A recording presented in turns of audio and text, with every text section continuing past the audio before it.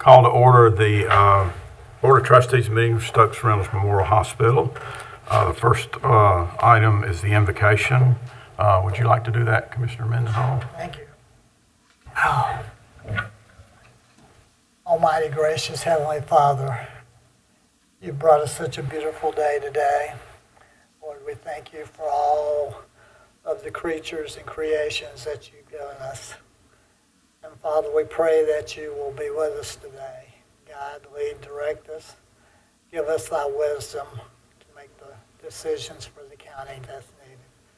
And now, Father, I just want to thank you for helping me to get back to a meeting in person and to be with my fellow commissioners. Now I pray that you'll just guide, lead, and direct us and give us a safe journey home. For it's in your precious name we pray, Father. Amen. Amen. Next item is the Pledge of Allegiance. Pledge of allegiance to the flag of the United States of America and to the republic for which it stands, one nation, under God, indivisible, with liberty and justice for all.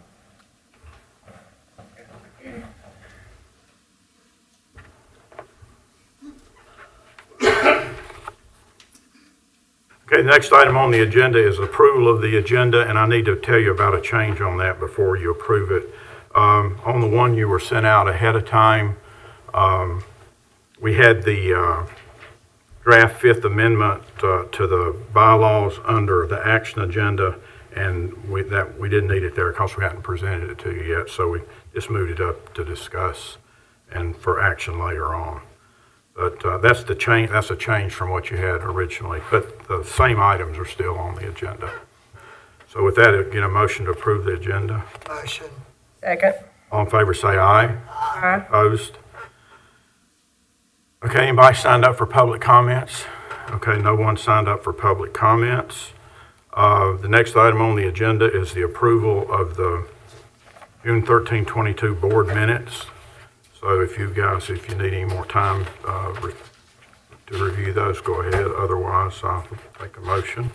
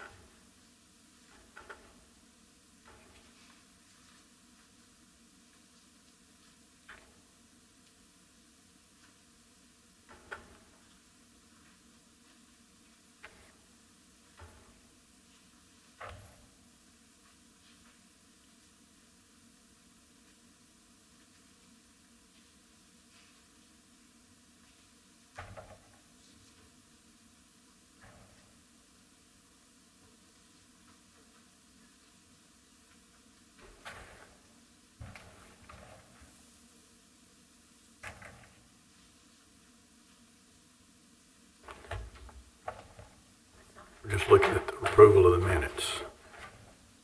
Previous minutes. Give you a minute to look over them.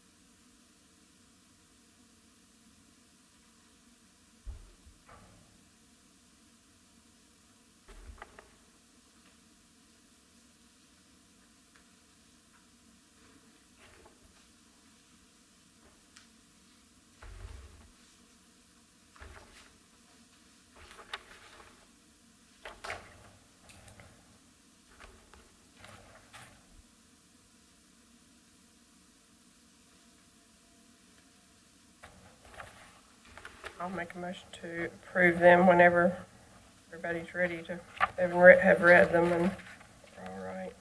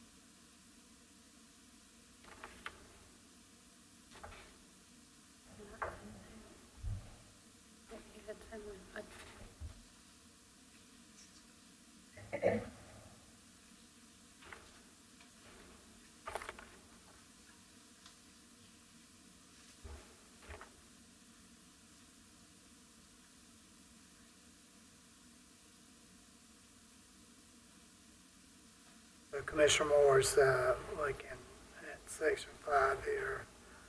I'm not sure. And it could be that where it says fiscal year shall commence July 1 and June 30th, which is our normal.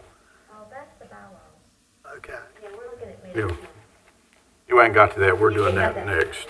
Well, that's good. I'm ahead of the game. Go ahead, yeah. Way ahead. That's why I wondered if y'all had got the minutes. I'd already read Okay. I'm through with the minutes. Okay. I'll go ahead and second I was it just then. getting ready to say, was there a problem with the minutes? Okay, we have a second. Any further discussion? All in favor, say aye. Aye. Opposed? Okay, the next item on the agenda is the ethics and conflict of interest statement. Duty of every board member to avoid both conflicts of interest and appearances of conflict. Does any board member have any known conflict of interest or appearance of conflict with respect to any matters coming before the board today? If so, please identify the conflict or appearance conflict and refrain from any participation in that particular matter involved. No conflicts, right? Okay. The next item is the draft RFP for the third-party feasibility study. Shannon and Galinda put together a draft RFP for that, and then they sent it to me into last week to give my comments and review it and give them feedback on it, which I'm in the process of doing. I should have it done another day or two, I think. And then I'll send it back to Shannon. I would recommend we put it on the discussion agenda. We should have it ready to go on discussion agenda at the next commissioner meeting, and then decide what to do with it at that point. But and then as soon as I send it back to Shannon, she does whatever else she wants to do to it. She can send it to you guys, email it to you, and make sure it's included in that board packet. Is everybody good with that? Yep. Okay, the next item is the draft Fifth Amendment to the Stokes Reynolds Memorial Hospital Board of Trustees bylaws. This is the situation we discussed last time at the last meeting. about putting us, something in place in case the county decided that it wanted to take the hospital operation back over sometime under a management agreement or whatever particular, whatever the situation dictated at the time. So Pam and I have met, I think, twice now with Ty to construct a Fifth Amendment and restated bylaws, and that's what's in here. I'll let them make a couple comments on it. We talked about doing it where it would only be incorporated if needed, but would be ready to go if needed. I think Ty explained that last time. And so I'd also recommend that we put it on the discussion agenda for the next commission meeting on the 25th and discuss it and probably do action after that or whatever, or that day or whatever, however you guys want to do it. You guys have any comments you want to add, Ty, you or unless somebody has any questions? Pam, do you want to add Yeah, I'll just something? say the format we used, similar to our accreditation format, anything that's changed in a document, we just use a different color font, so it's easy to be able to pick that out without having a lot of red line that you have to look through. So, I think on page 2 by electronic communication, since that's new in the world now, was pretty familiar. On page 3, under officers of the corporation, the 2 positions that would need to be added back in the bylaws would be the hospital president and chief executive officer and the chief financial officer. Since those were removed from the bylaws as they currently are, that was not needed. And then putting back in the language that any 2 or more offices may be held by the same person except the office of president and secretary. The election of the term was to simply insert those titles as well so that they would be included in the officer structure. Then since, on page 4, since the president would be back in the structure, there would be an evaluation process, so that was stated at the end of section 3. Then the officers would be president and vice president. That would need to be added back into the structure. You said that was taken out before? Yeah, when the bylaws were revised, when the board was not operating the hospital, these weren't applicable because it wasn't the structure. So that's why we took this reference out in March of 20. Oh, I'm sorry. March of 20 is what I'm thinking, because we realized they had not been updated to show that Stokes Reynolds Inc. was not operating the hospital. So it's simply putting those terms back in as they were in the original bylaws. So if the board takes it back over, reverts back to Stokes Reynolds, you have to have a chairman, a vice chairman, a president, a CEO, and a CFO, and a treasurer, and a secretary. That's how it was before, Ty? It is. Like, Yeah, basically, this just goes back to the original bylaws. so how do those people appointed by the board, or are they are they hired positions, or, who pays those people? Well, like for me now, the president and CEO is paid out of the hospital budget now. Currently, we don't have a CFO, so that position would need to be hired or at least contracted to pull together monthly financials, assist with financials that need to be completed for cost report and that kind of thing.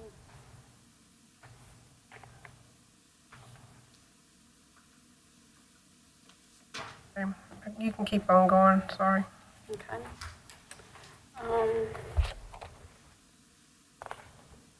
What page on we go?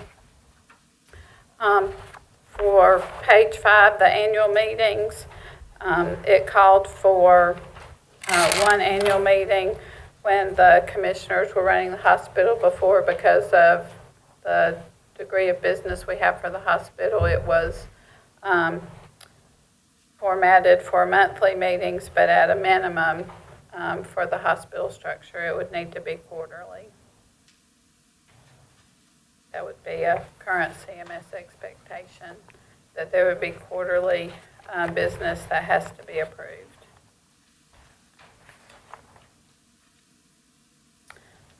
The bottom of page 6 was just a typo. I'm not sure what happened with there, but with a vote for all committees on the board. Then page 8, 9, and 10, the medical staff would be a huge section that has to be part of the bylaws with hospital operation. And again, it was just pulled back from the original bylaws. The one important aspect that had changed that we went ahead and inserted, section 2, the last sentence, the president has the authority to act on behalf of the board for approval until the next meeting of the Board of Trustees. The biggest example, Page 8. what did I say? On page 8. On page 8, sorry, section 2. For example, when we credential new providers and they're presented to the medical staff, they have to be voted on so they can go ahead and start their duties as members of the medical staff. So it is typical for the president or CEO to sign on behalf of the board, and then the board approves those providers at the next board meeting.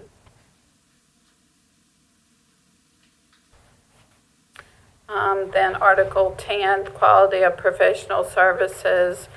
The quality is done at the direction of the board, so that needs to have its own section. And the accountability of the hospital to present those quality reports is an expectation of CMS. And then the final section, it remains the same.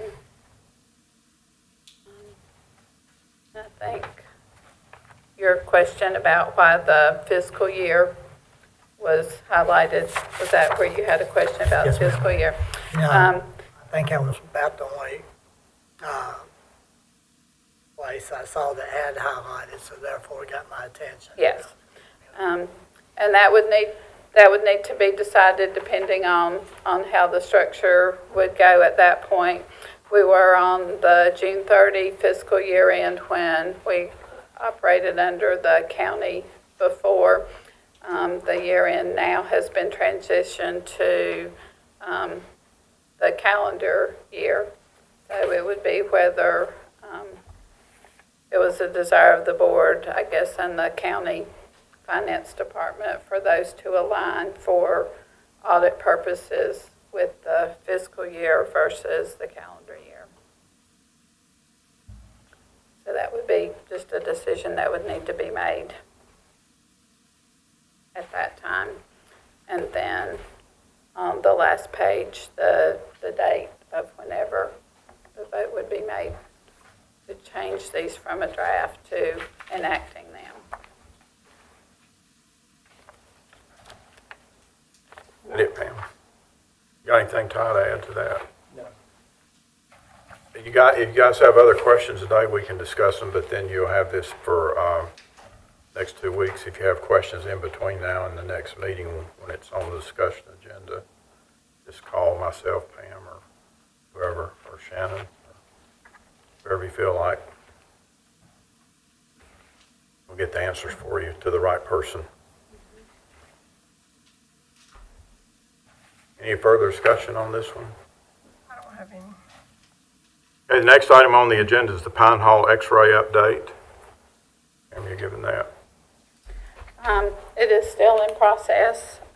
We are working on integrating the X-ray to the EMR at this point. We are on There was track. some kind of construction holdup until July. supplies, Is that yeah. been taken care of now? It's still in process. Or is it okay? All right, we'll update every time we have a meeting, we'll update the word on that. Okay, the next item on under the action agenda is the Board of Trustees manual as presented at the last Board of Trustees meeting. At that time, we asked if you had any changes or additions or anything, and I don't think anybody has provided any changes or additions to that. Certainly can continue to do so in the future. So what you have in front of you today is a new Board of Trustees manual for reference purposes. It's in this black binder.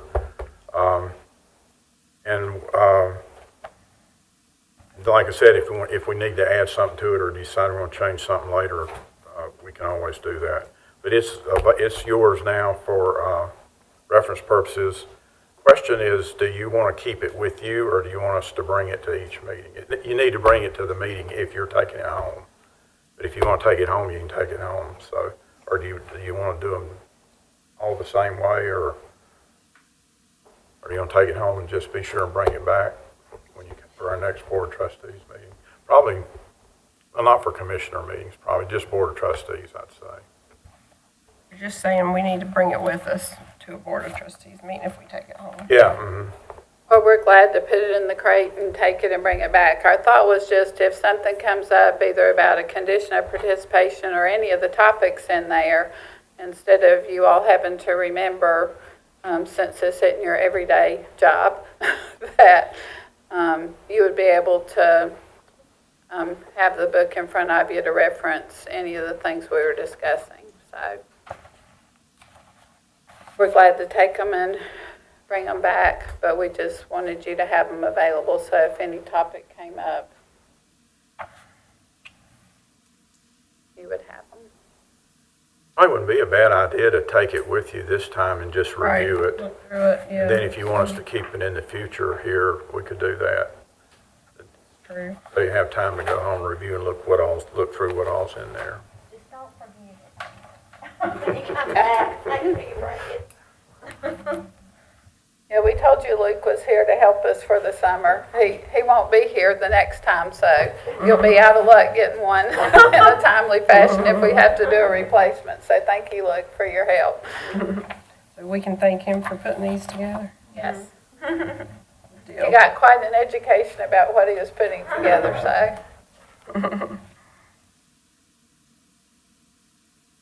All right. Do you guys have any question on that? I'll take it and look through it and bring it back the next time. Okay. And I might let you keep it. We'll bring Have it. enough to haul around. Yeah. Hey, the next item on the action agenda is the contingency plan that was presented on June 13th. We also asked the board if they had any changes or anything to that. Let us know. I don't think anybody has asked for any changes to what was presented. We can go ahead and approve that today if you want, if everybody's ready to do so. Unless you come up with some changes that you haven't told us about or whatever.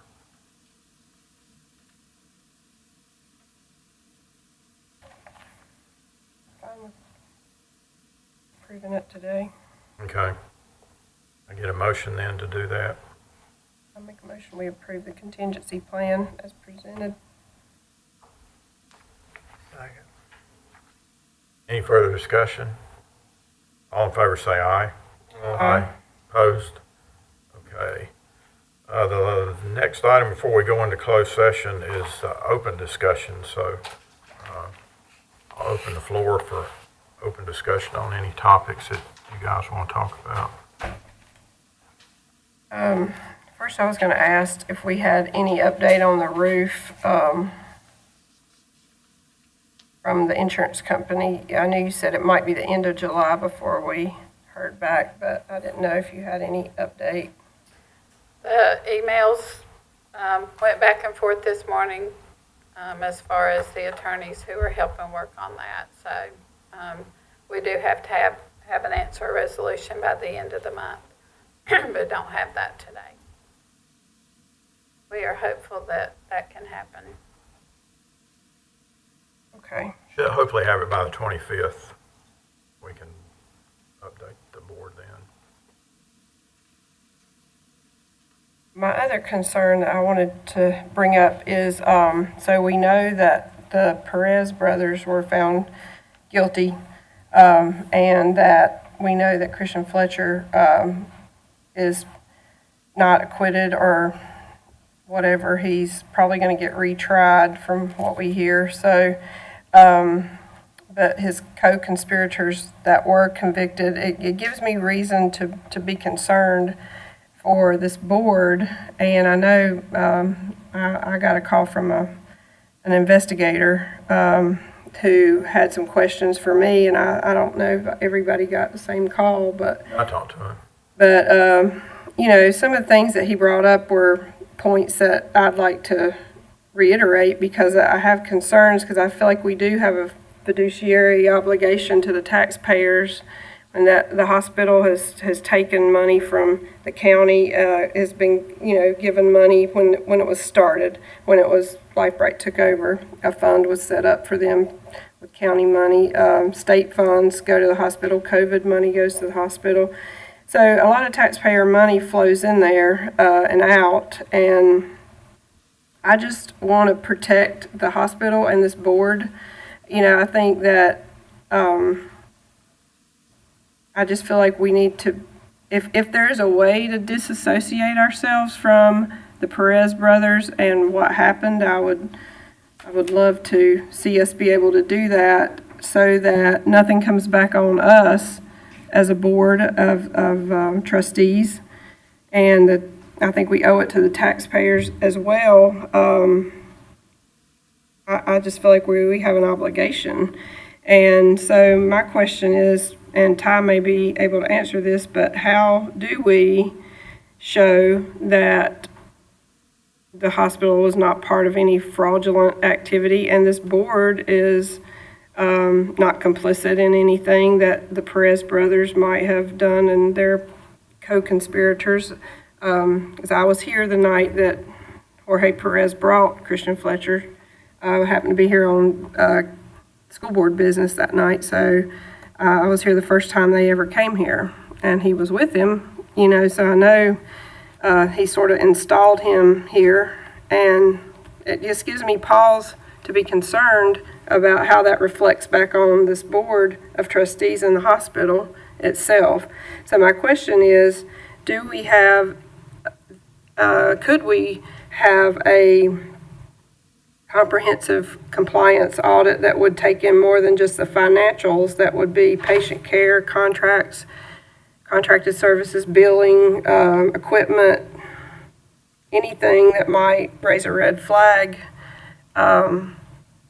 And if we can't, then how do we, I mean, I know we could ask for that, but that doesn't mean I'm sure that LifeBright would consider cooperating with that. So if they wouldn't, what is left for us to do to protect ourselves? Or do we need to even worry about that kind of thing? Well, it's my understanding that our hospital here has never been implicated in the wrongdoing that's set out in the indictments, as opposed to some hospitals in Florida, I think, one in Georgia, that was implicated as far as wrongful acts that were committed. And the article that I read on the conviction of the Perez brothers brought out the fact that they preyed on innocent, unsuspecting hospitals and local officials in taking over, acting as a savior for local hospitals that were in danger of failing, and the hospitals and the local officials had no way of suspecting that anything was wrong. At this point, I'm not aware of any allegation that there's been any wrongdoing, criminal wrongdoing at our hospital here. You are correct. there's nothing in the lease that would authorize the county to conduct any audit of the, comprehensive audit of the hospital. Of course, the county could conduct any kind of audit that it wanted to, but it would need the cooperation of LifeBright in order to look into the financial operations and all operations of the hospital. Then you would have to get LifeBright's permission to do that, since there's no authorization in the lease. Which we've got the disclosure requirements in the lease that LifeBright is obligated to make quarterly reports and submit annual financial statements and audited financial statements each year as soon as the audits are complete. Well, that's part of my concern, is because, to my knowledge of talking to Julia when she was here, nobody's ever seen any audited financial statements from LifeBright.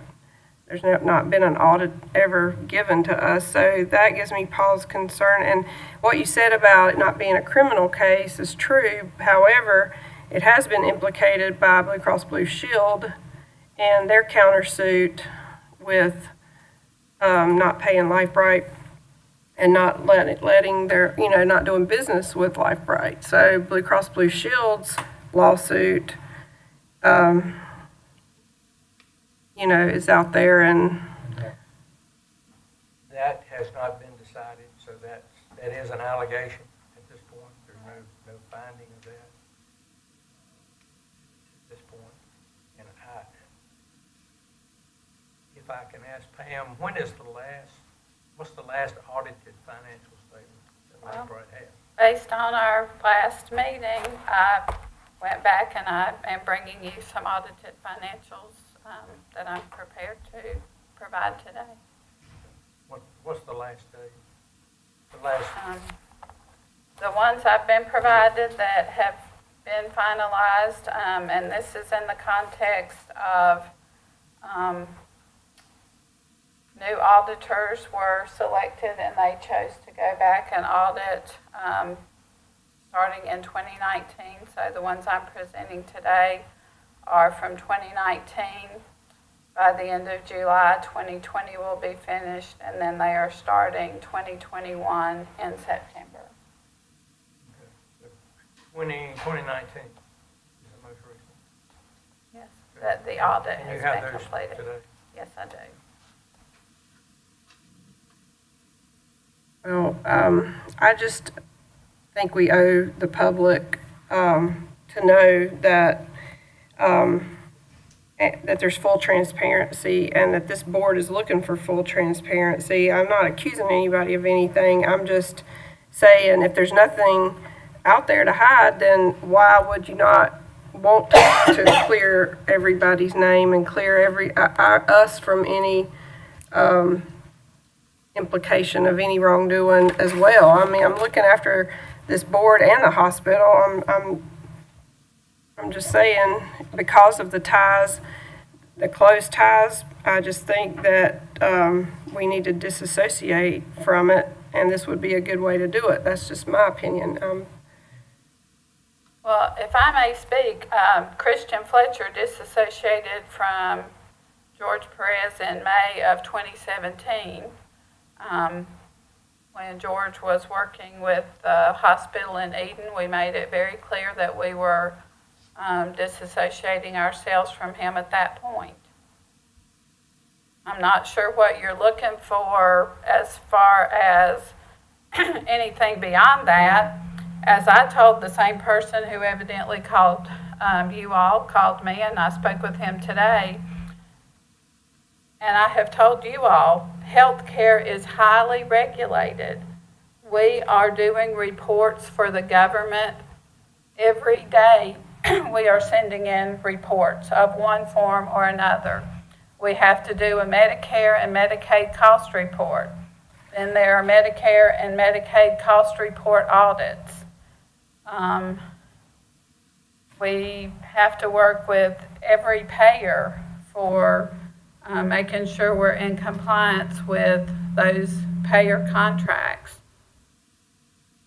With any of those things, as far as the financial piece, You have human beings doing the work. There can be innocent mistakes that anybody can make. We're expected to identify those and make a plan of correction if an innocent mistake is made. When they set up new CPT codes, those can happen quarterly, annually. Every hospital struggles with keeping up to date with that unless they have somebody who's just, that's their whole job 24/7. You start getting denials from an insurance company because you can no longer submit a claim with that CPT. So you fix it, you go on with life. It's not anybody trying to be bad. It's just life in the healthcare industry. For the medical side of it, we just completed our DMV audit. They were very complimentary of the service we provide to the community and the way we've conducted ourselves and taken care of the community through the pandemic and the work we continue to do daily. Was everything perfect? Absolutely not. You can ask any hospital that goes through a survey. They're going to find things that we could improve on. That's their job. And we make a corrective action plan. That's the whole format of how CMS has the survey set up. You make a corrective action plan, you correct it, then you put performance measures in place to make sure you sustain those corrections. So if there's something specific that you all want me to answer, then ask and we'll answer it. But this continued suspicion that we're doing something bad at this hospital, we got to clear the air. That's what I'm talking about doing.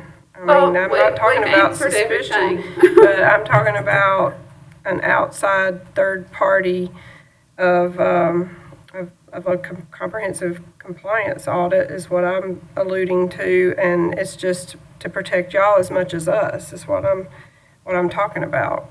But that's what I'm telling you. Everything I just mentioned is third-party people who are looking at everything we do all the time. It's not like we're just up there, we do what we want, and somebody comes in every once in a while and says, I guess everything looks okay.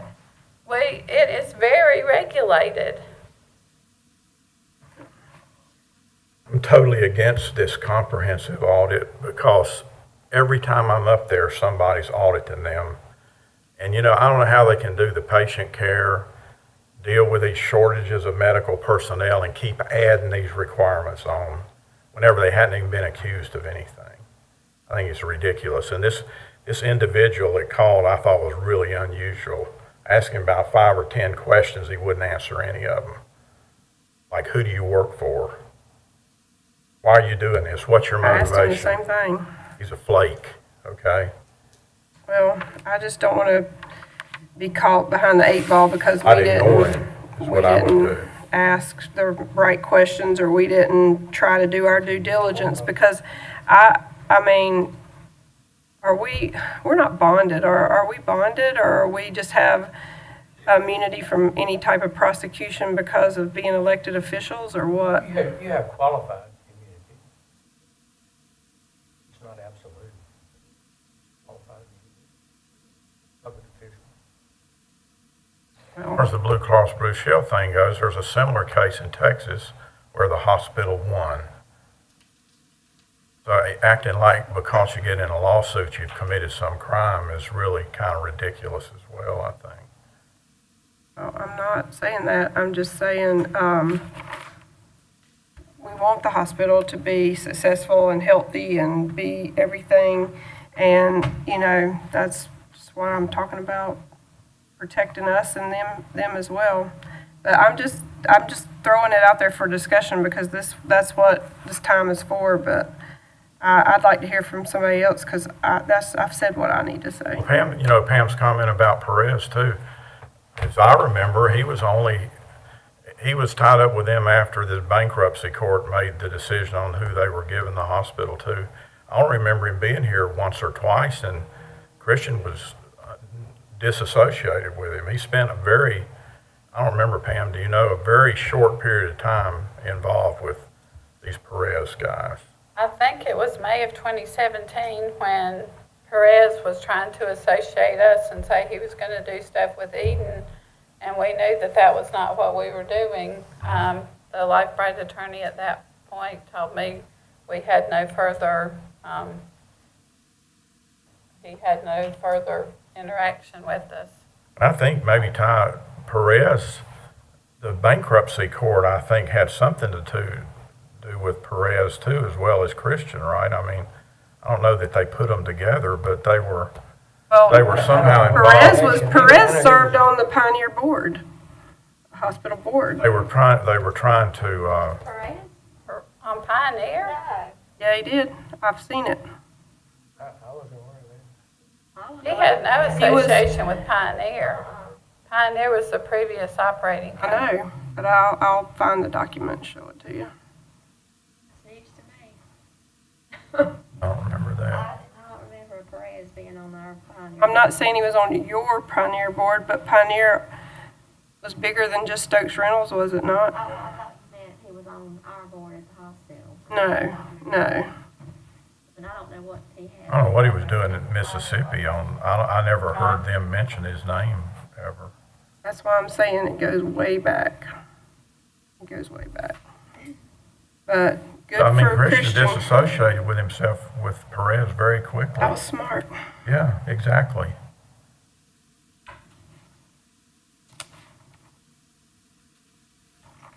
The other guys have comments? Questions? Other topics of discussion or? I really can't comment because evidently whoever called y'all couldn't find my number I didn't find mine either, so. because I didn't get a call from them. And I didn't, so therefore I didn't get any questions to ask because they didn't call me. So I mean, Very weird. I've never had anybody like that call me. No, well, he wouldn't. Yeah, He I first haven't. just put his name, this is Pete, and I want to talk to you guys. And y'all have time to talk or whatever. And so I called him back, and he starts making all these crazy statements. And I said, who you work for? I mean, why are you interested in this? Why you're in Ohio? What do you got to do with us over here? And he just, everything he told me was an evasive answer. So you guys can call him and give you the number if you want to talk to him. If you want to. I mean, this I stuff don't have brings them anything out of else the on that. I'm woodwork. just asking Ty some questions because I'm just trying to protect the integrity of this board and just make sure nothing comes back on us. I wasn't even on the board when most of this happened, so, but still, I know how things can come back to bite you. So that's why I'm asking. I think the guy had some ulterior motive for getting involved in this. I don't know what it is, but I'm gonna tell. you want to talk to him? You're not going to identify him. Now, so what you're saying, you're not basically accusing anybody of anything right here. You're just trying to make sure we all ain't gonna be sitting in a courtroom one day. Am I correct with that? Exactly. That's all I'm saying. Well, I'll say this, you know, Pam made a statement that if you want specific information, that you will cooperate to get that. All right. Yes, within reason. I mean, we took our afternoon finishing up all this work on behalf of the board and on behalf of the hospital. We put a lot of time into trying to meet. We've met several times. Life-Bright is supporting us to do that and to comply with the lease. But Lord knows, I'll be up till midnight tonight finishing my work because I've been doing this today. So I want you all to have a comfort level with what's going on, but understand I'm answering to a whole lot more people than you, and I'm keeping us in compliance with the government, with CMS, and the state of North Carolina. If there's any question about anything we're doing that we don't know, I can call the Office of Rural Health State Licensure, and they are ready to help us to answer any questions. And we're going to ask if we don't know, if somebody asks us to do something. So there are approval processes. sign-off processes for most everything we do. I guess the main question is, Ty, is there anything that anybody can, any citizen in this county can come back and sue us for if this right here goes south? At this point, there's been no allegation that there's been any criminal wrongdoing at the hospital. Pam, are you confident with everything that's going on over there, that nothing like this can come back onto the county anyway at all? I don't see anything that could. Like I said, I don't know what anybody could come up with. I don't know where this guy came from. How the I wood know work. that, He call you too? yeah, he has harassed me, and I told him I was in the middle of patient care one day, and he scoffed like I would really be in the middle of patient care. Well, I can give you names of several patients I've taken care of in the last 2 weeks. I've never encountered anything quite like it. Well, I think this board has made it clear that you certainly don't want to be a part of any wrongdoing or anything criminal or fraudulent that might have happened. And you want to protect against that and do everything you can to protect against that. Was protect the hospital and the citizens in this county, so what's been going on for the past 2 years. The hospital, this board, and the citizens of the county. Yeah. Because we're dealing with taxpayer money, and you've made it clear that you're doing all you can to protect the citizens of the county. And Pam, let me ask you that you've got all these audits that are going on. Do you get some kind of report back from those audits? Sure. Does the county have copies of those? I would like for this board to have. Like to see an example of what? Right, showing where that there was no finding of problems, or if there were problems, what they were, and that they were corrected. Are there I think it would be audited important. financial statements that go back as far as to when the fraud allegedly happened? Yeah. Like when they went from 30,000 a month to We need the 8.5 audited million? financial statements from the time that Life Bright took over, if they have not been submitted, through 2019. And then when 2020, when you get that, we need that. Is it clear? Yep, that would be great. So any reports, compliance reports that you have, I think you need to get them to the board. I mean, there's like a lot of audits that get done. I mean, Yeah, are you I talking mean, about every I have audit? two file cabinet drawers full. I'm not really sure, you know, who do you want me to go over them with Lisa, so that she understands the terminology? How far back? Yeah, I mean, as Life Right, I had to audit. Lisa to look over them? That would be fine. How far back? What year? We're talking about from the beginning. When did Life Bright? 2017. Yeah, 2017. But so for example, in 2017, I was finishing Pioneers 13, 14, 15 audits. The years, okay, I'll be glad to make a list. Y'all can pick which ones you want of which That'd be audit. great. That'd be good. Good. Again, as quickly as I can do it and take care of the hospital.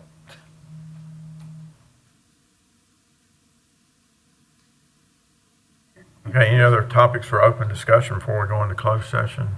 Sorry, Chris, did you say they took over in 17? Life Bright did?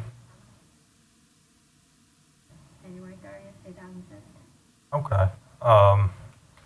You said Christian distanced himself from the Perez in 2017? What was the reason for that?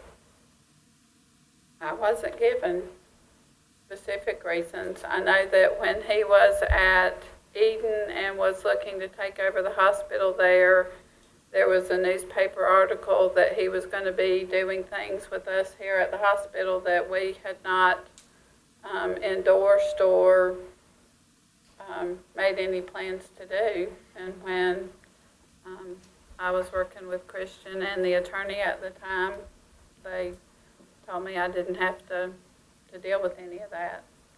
If anybody asked, that we were not in business with him and with them, and had no plans to do anything with that hospital, so. Okay. In 2016, Perez was here talking to commissioners about Christian Fletcher, or? He was with Christian Fletcher that night. There's probably board minutes that tell who all was with them. The bankruptcy happened in March of 2016. So from March of 2016 through It's in your June. book. Yeah, this is a good time for you to look at your book. There you go.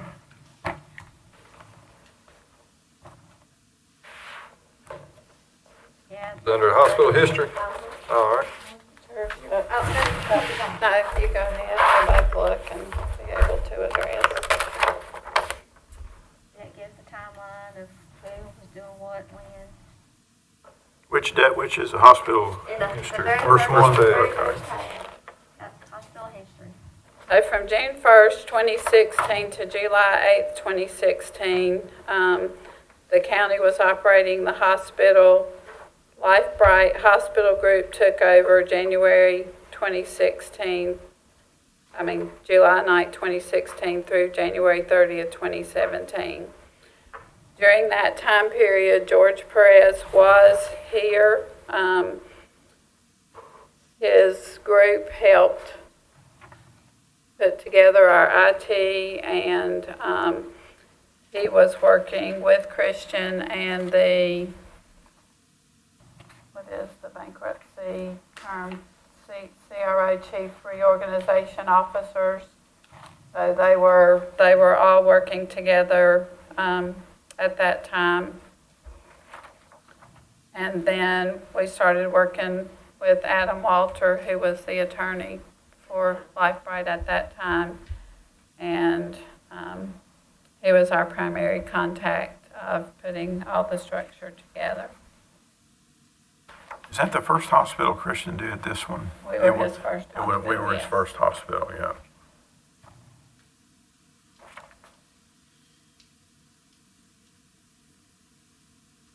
And we first heard about George Perez through a physician who was helping staff our ER providers. And he had heard about him and heard that he was trying to help rural hospitals.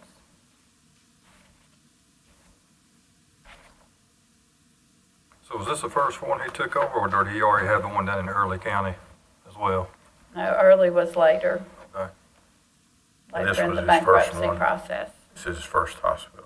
So it must have been like right after he took over this one then, right? I'm thinking it was September, or that there may be a date of September that happened with Patrick County. But I'm thinking it was September, because it was all part of the bankruptcy process. I think about the time that the hospital in Stewart closed, they were closing on the Early Hospital. But I did good to keep up with us, the other hospital's business.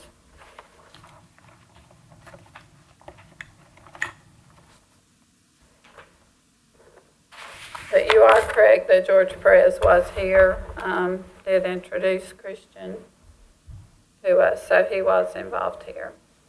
Like for 2 meetings, right? I remember seeing him twice, I think, and that was about it. Do you think, was he here more than that? No, I think he was here probably regularly from July through when we did the IT conversion, somewhere in, would you say January to February of 17? He just Or wasn't in at commissioner preparation meetings. for that. He wasn't at commissioner Oh, meetings, no, so, no. It'd be interesting to know what Christian Fletcher was worth back when he took over our hospital, seeing as how they have we saw a form where they were looking to take $75 million in assets from him in cash. Sure has done well for himself buying 2 hospitals and labs. He was doing well before he got to the hospital. That's what I said. It would be interesting to know with just his labs what he was worth before. I don't know too many 36-year-olds that's got that kind of cash flow. It's good for him. Yeah, right. Careful with what's being said here. I'm not saying anything that's not in the paper. Well, this meeting's supposed to be about the business of the hospital, and once again, I have financials to present that I want to go on record. I have financials prepared and ready to go over that we Make a motion, we go into closed. now don't have time for. All in favor, say aye. Aye. We need a rationale read to us, though. Yeah.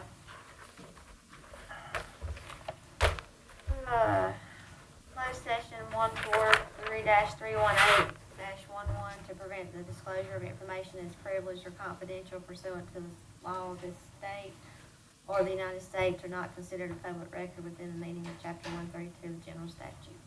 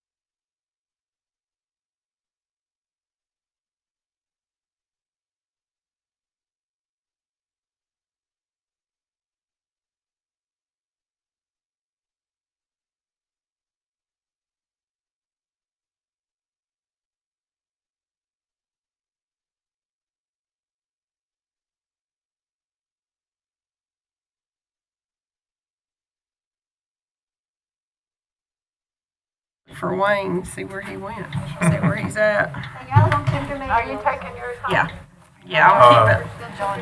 Huh? Yeah, sorry. I think we adjourned.